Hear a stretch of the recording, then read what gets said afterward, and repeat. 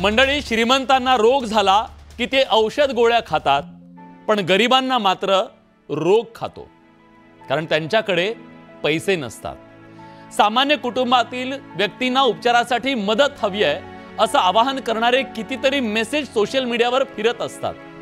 हे काय दर्शवत आहे? जीव वाचवण्यासाठी सामान्य माणसाची धडपड नाही ना? काही जणांना ती मदत मिळतेही, पण काही जण त्या मेसेज सारखेच उपचाराच्या अभावी इथून लुप्त होतात कायमचे, कारण सगळ्यांकडे कुठे असतो वशिला। आणि तसंही तुमच्या वशिल्याला विचारतंय कोण?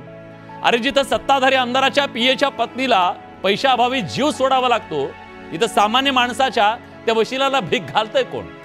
सामान्य माणसाच्या आरोग्याची जबाबदारी कुणाची आहे? सरकारची आहे ना? पण सरकारी रुग्णालयांची उपासमार करून खाजगी रुग्णालयांना भरण पोषणाची गुट्टी देणारी व्यवस्था आणि धोरणं सगळ्याच सरकारने राबवली, म्हणून तर सरकारी रुग्णालय कुपोषित आणि खाजगी रुग्णालय गुटगुटीत झाली। अनेक खाजगी आणि धर्मादाय रुग्णालयांना सरकारने जवळपास फुकट जमिनी दिल्या हो, सगळ्या करांमध्ये सवलती दिल्या, पण दुर्दैव बघा, चॅरिटीच्या नावाखाली सरकारी सवलती मिळवणाऱ्या रुग्णालयांमध्ये चॅरिटीचा जीव घोटला गेला। उरलाय तो फक्त धंदा।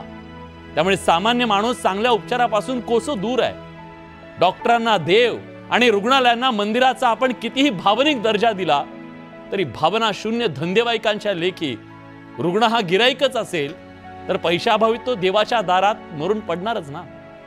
आणि मेल्यावरही सुटका नाहीये इथं, आधी बिल भरावं लागतं, तेव्हा कुठे मिळतो अंत्यविधीला मृतदेह। मग यात चुकतंय कोण?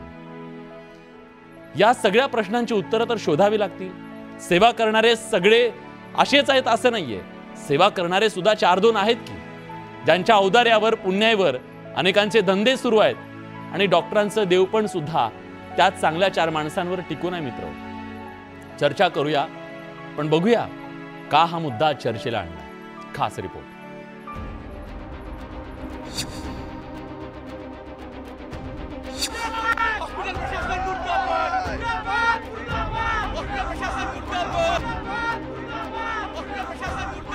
त्याला माणूस की नाहीये, म्हणजे त्याच्यामुळे निराधार झालेले पाहिजे।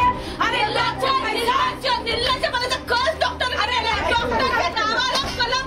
या प्रशासनावरती गुन्हा दाखल झाला पाहिजे। त्याच्यात जे आरोपी आहेत त्या सगळ्या आरोपींना ताबडतोब अटक केली पाहिजे।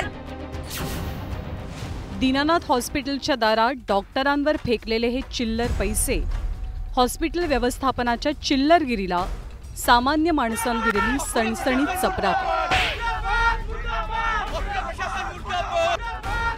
हा संताप आहे त्या मगरूर व्यवस्थेविरोधात, ज्या व्यवस्थेला पैशांच्या समोर एका होणाऱ्या आईचा जीव चिल्लर वाटला। गर्भवती असलेल्या तनिषा भिसे यांना उपचारांसाठी पुण्यातल्या दीनानाथ मंगेशकर रुग्णालयात आणलं गेलं, पण 10 लाख रुपयांची मागणी उपचारांसाठी झाली। पैसे नव्हते, त्यामुळे तनिषा यांना इतरत्र हलवावं लागलं। वेळेत उपचार न मिळाल्यामुळे तनिषा भिसेंचा मृत्यू झाल्याचा आरोप त्यांच्या कुटुंबियांनी केला। 10 लाख रुपये भरत नाही तोपर्यंत त्यांचं ऍडमिशन करायचं नाही। आम्ही 2-3 वेळा ऍडमिशन डिपार्टमेंटला गेलो, ते सिनियर बिलिंग डिपार्टमेंटचे होते की मीनाक्षी गोसावी मॅडम, ते बोलले की तुम्ही कोणाकडे जा, केळकर सरांकडे जा, तुम्ही कुठल्या मंत्र्याचा पीए असू दे काही असू दे, आम्हाला त्याशी घेणं देणं नाहीये, आम्हाला सुश्रुत घ्यायचं। सरांनी सांगितलेलं आहे पैसे घेतल्याशिवाय हे करायचं नाही, पेपर करायचं नाही। दीनानाथ मंगेशकर रुग्णालयाच्या व्यवस्थापनाच्या मुजोरपणाविरोधात सध्या संताप व्यक्त होतोय। रुग्णालयासमोर मोठी आंदोलनं झाली।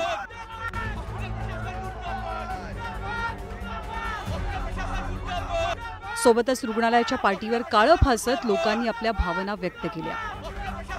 गोरगरिबांकडनं हे पैसे उकळवता आहेत।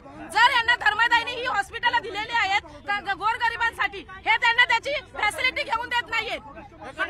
एखाद्या गोरगरिबाकडे पैसे नसतील ते सरळ सांगतात बेड नाहीये। आम्ही ज्यावेळी इथं येतो, धर्मदायीच्या नावाखाली एवढी जागा लुटली आहे ना, खरंच गोरगरिबांना इथे न्याय मिळतोय का? खरंच गोरगरिबांची बिलं माफ होतात का? हे शासनाने तपासावं। सामान्य नागरिकांसाठी कधीच उपयोगी येत नाही। स्वतःचाच पहिले ठेका, पहिले पैसे भरा आणि मग तुम्ही उपचार घ्या। पैसा शेवटी मोठा झालाय। पहिली गोष्ट हा रूल लिहिलाय कुठं? ऍडमिट व्हायच्या आधी 50% तुम्ही 50% बुक करत का? हॉटेल बिटेल आहे का? हे हॉस्पिटल आहे आणि इथं 50% पैसे आधी भरा, ही कुठला हा नियम आहे कुठं? दीनानाथ मंगेशकर रुग्णालयाच्या व्यवस्थापनानं या प्रकरणाची चौकशी करण्यासाठी 4 सदस्यीय चौकशी समिती स्थापन केली. आता चौकशी समितीचा अहवाल सुद्धा समोर आलाय आणि त्यात रुग्णालयानं हात वर करत रुग्णच कसा जबाबदार आहे हे अगदी ठासून सांगितलंय. तनिषा भिसे 2020 पासून रुग्णालयात उपचार घेत होत्या. भिसे यांच्यावरती 2022 साली एक शस्त्रक्रिया झाली. भिसेंना खर्चाच्या 50% रकमेची सूट दिली गेली होती. जीवाला धोका असल्यामुळे त्यांना मूल दत्तक घेण्याचा सल्ला दिला गेला. पीडित महिला तपासणीसाठी वेळेत येत नव्हती. 2.5 ते 3 लाख रुपये भरायला सांगितले, पण पैसे काही भरले नाही. दीनानाथ मंगेशकर रुग्णालयाच्या याच अहवालावरती भिसे कुटुंबानं आता आक्षेप घेतलाय. स्पेशालिटी हॉस्पिटल आहे, तिथं सगळ्या गोष्टी झाल्या असतात आणि तुम्ही आधीची प्रिव्हियसली ट्रीटमेंट काढून तुम्ही दिशाभूल करू नका. आमचं त्या दिवशीच आणि तुम्हाला एवढं वाटतं ना त्या दिवसाची सगळी CCTV फुटेज आणा आणि तुम्ही काय म्हणता तुम्ही ERला गेला नाही.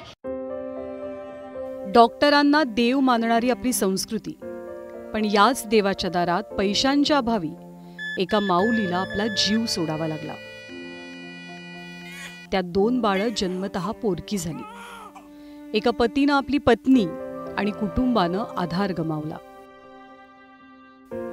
आता कदाचित पैसे येतील, व्यवस्था खडबडून जागी होईल, मदतीचे हातही पुढे येतील, दोषींवरती कारवाई सुद्धा होईल, बातम्यांचा धुरळा सुद्धा काही दिवसांनी खाली बसेल. पण जन्माला आलेल्या त्या 2 लेकरांची आई परत येईल का, जी टाहो फोडत असतील काचेतल्या कृत्रिम कुशीत. Bureau report, news 18 Lokmat.